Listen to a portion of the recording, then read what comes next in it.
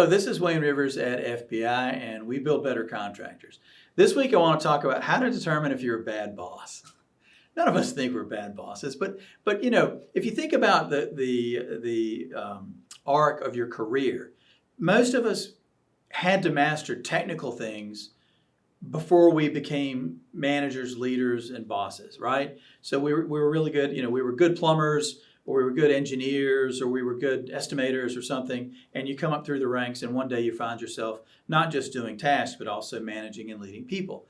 So we don't get much training on how to be a good boss. We get plenty of training on the technical aspects of our companies and what we do, but not much on how to be a good boss. So how do you know if you're a bad boss? What are the signals? So this comes from an article from Fast Company magazine in July of 2021. And great start to the article. And it said that everybody right now is talking about how hard it is to find good employees. But how hard is it to find good bosses? Well, that's a fair question. What about this is important to you? Well, golly, none of us intentionally wants to be a bad boss. It's just that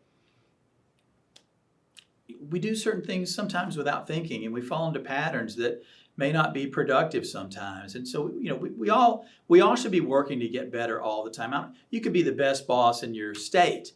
Why not aspire to be the best boss in the country or the world? Why not try to get better? Take the lessons of Tom Brady or Tiger Woods, whoever. They're always trying to get better.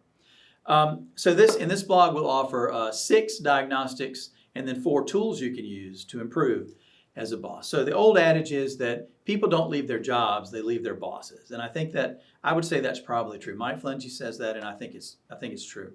So how do you know if you're a bad boss? So 6 tests, self-tests, that you can do to see if you're a bad boss. Do your people walk on eggshells? Do they avoid you? Do you see, when you walk down the hall, do you see the backs of people going in the other direction? Do people avoid eye contact with you? That's a key tell. Are they reluctant to engage? Do they avoid? Do they show up late for meetings? Do they avoid? Do they, if you get the sense that your people are walking on eggshells around you, that's an indicator that something isn't right and people are uncomfortable around you, and it's important to know that.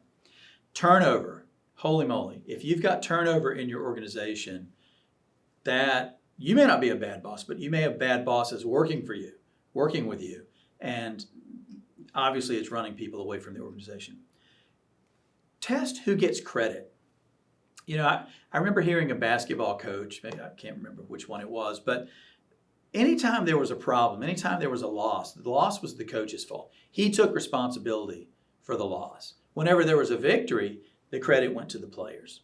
So in the context of business, when you have victories, the credit should go to your people. You should call out your people, give them the accolades, give them the attaboys, that kind of thing. When there's a problem, the problem should rest with you. What's the old saying? The captain goes down with the ship. It's your responsibility to make things go right, and it's also your responsibility to accept things when they go wrong. Do you do bed checks? Are you testing your people? Are you the kind of boss that calls at 4 o'clock on a Friday just to make sure people are still in the office working? Do you not trust your people? Do you test them? Do you go around at 8 in the morning to make sure everybody's at their desks, and anybody that comes in at 8:10, what's going on? That kind of stuff.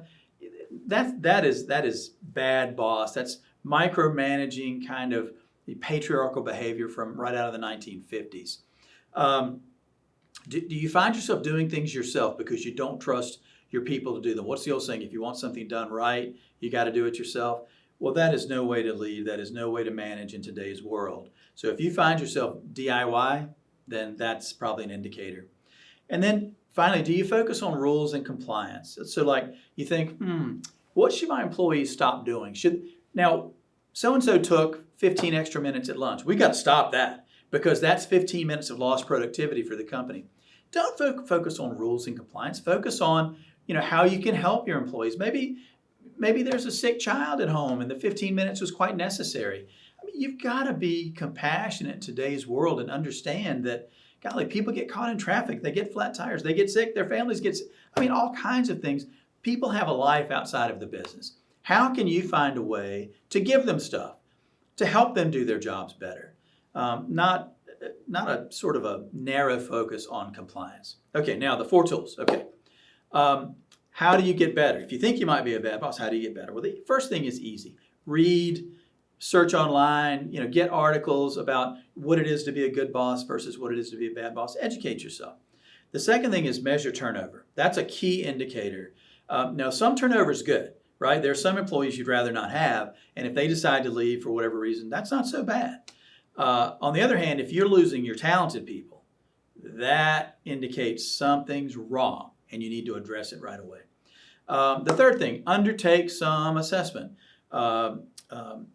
EQ type instruments, 360-degree evaluations. Get some feedback from a third-party professional that can administer some of these instruments.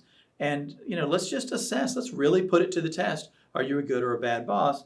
And finally, my preferred method is engage with your peers. If you're not in a peer group, if you don't have the confidence to be in a peer group with other people in your industry, that probably tells you something right there, right? About whether or not you're a good boss. Good bosses want to learn. They want feedback. They want engagement. They want to get better. They never, ever want to stop getting better.